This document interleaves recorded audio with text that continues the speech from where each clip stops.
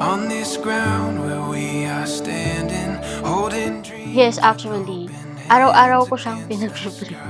Nung time na So broken ako, it's better iniisip ko kasi that time, baka hindi na ako makakahanap. And after 1 year, nung na-meet ko siya, parang sabi ko kay Lord, baka ito na. we see it now. The story comes together. Beauty lives in every chapter. We feel it now. Nothing could be better. You and me chasing down forever after. San mo muna yung sobrang sakit bago ka bigyan ni Lord ng tamang tao para sa'yo. Siguro totoo yun at nagyari yun sa akin. This truth, these words that we have spoken, giving purpose to the hope that we have found. This Ngayong araw na ito, pangako, hindi ka na mag-iisa. Sasamahan kita sa lahat ng journey mo. Nangangako ko sa ating may kapal na ikaw lamang ang mamahalin araw-araw. we see it now. The story comes together. Beauty lives in every chapter. Lori loved Jonathan. And Jonathan loved Lori. Hindi lang yung kanyang mga magagandang katangian, pati na rin yung kanyang mga kahinaan at kakulangan. Today and always, I choose you and will continue to choose you every day in this and every lifetime.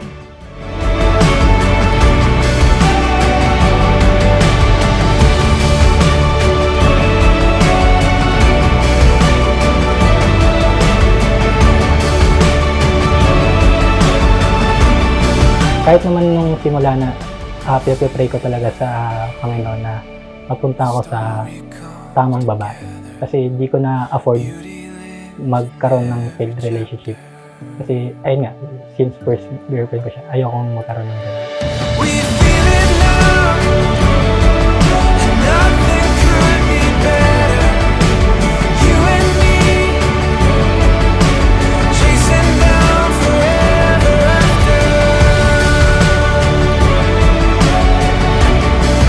Forever after. I look forward to growing alongside with you and embracing each part of who you become. May nakita ko isang girl, cute girl, kumukuha ng tubig. Sabi ko, aba, okay to. Tapos ginawa ko, nanap ko sa email yung pangalan niya. Ama namin, maaari kaya.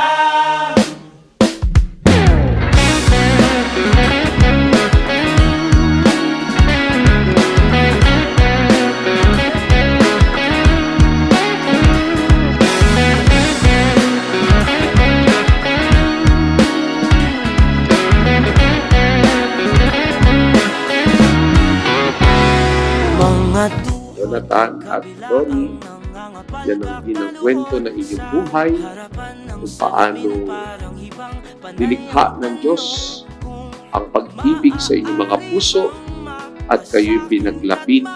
Sa iyo ako, yan ang paborito kong dasal.